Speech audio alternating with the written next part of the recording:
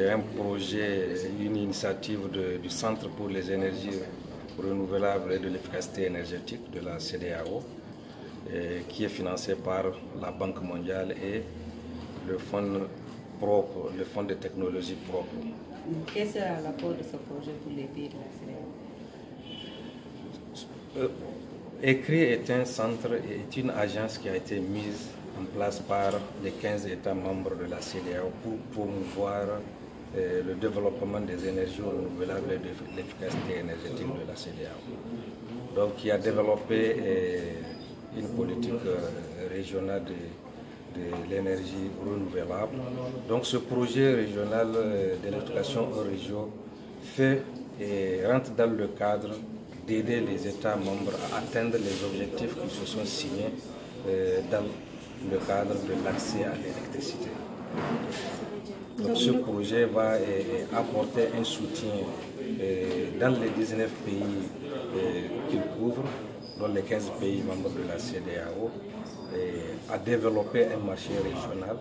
Donc, les bénéficiaires de ce projet, ce sont les entreprises solaires, ce sont les institutions financières et bien évidemment, au centre de ça, ce sont les ménages.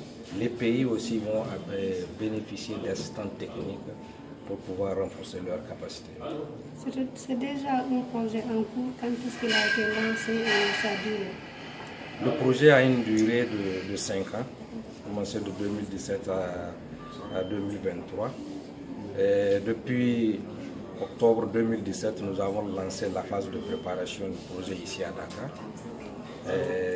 C'est un gros projet, c'est un projet qui couvre 19 pays, dont le démarrage prend du temps et nous avons organisé un certain nombre d'ateliers régionaux pour pouvoir présenter ce projet. Donc, et c'est le cas lors du lancement en octobre 2017. Et en 2018 également, nous avons lancé une autre conférence régionale qui a regroupé les acteurs de tous les 19 pays bénéficiaires du projet à Accra, c'est en 2018. Son coût? Son coût, c'est 225 millions actuellement, pour 225 millions de dollars US pour les 19 pays. Il est question tout à l'heure d'une présentation des résultats d'une étude. Est-ce que vous pouvez nous parler, parce que les choses se font en anglais? Oui, c'est une étude sur les normes. Donc, dans le cadre du projet régional d'électrification au ROGEP, nous voulons aider les États membres à adopter des normes pour pouvoir que les bénéficiaires puissent acquérir des équipements de qualité. Donc, dans le cadre de ce développement de cette norme régionale, nous avons recruté un consultant pour faire une étude qui fera l'inventaire de tout ce qui existe au niveau de chaque pays, au niveau régional et au niveau international comme normes.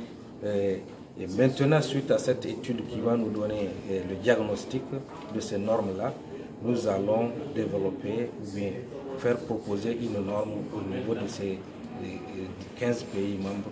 Et c'est cette norme qui va être adoptée. Et le résultat de cette étude qui est en train d'être présenté. Et à l'issue de cette étude aussi, le consultant nous a proposé une norme à adopter. Donc cette rencontre d'aujourd'hui, c'est la première étape du processus d'adoption de la norme que nous proposons. Et c'est une norme pour ce qu'on appelle les kits solaires domestiques. Donc tout ce qui concerne les lanternes solaires, les kits que les ménages utilisent à la maison pour l'éclairage, pour les charges de téléphone, pour regarder la télé, les radios, ainsi de suite. Ok. Vous avez parlé d'études. Quels sont les résultats de cette étude-là et quelles sont les recommandations qui ont été formulées par l'expert? Le consultant, à la suite de ces études, a fait ressortir 2 normes qui existent, dont l'une c'est une norme qui est déjà une norme nationale au Ghana et une autre norme qui a été développée au niveau régional par Lighting Africa, la Banque mondiale. Donc la proposition c'est d'adopter une des normes. Et la norme qui a été proposée, c'est la norme de Lighting Flat. Pourquoi?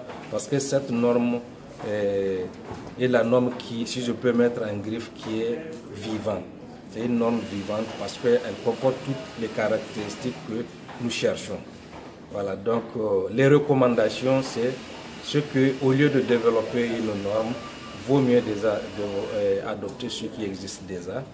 Et également d'apporter un certain nombre de manquements qui existent et de corriger ces manquements-là au niveau de...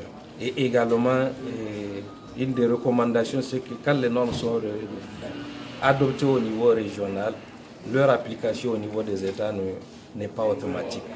Donc il faut accompagner les États à adopter ces normes-là et les appliquer. Et nous allons en tenir compte de cela.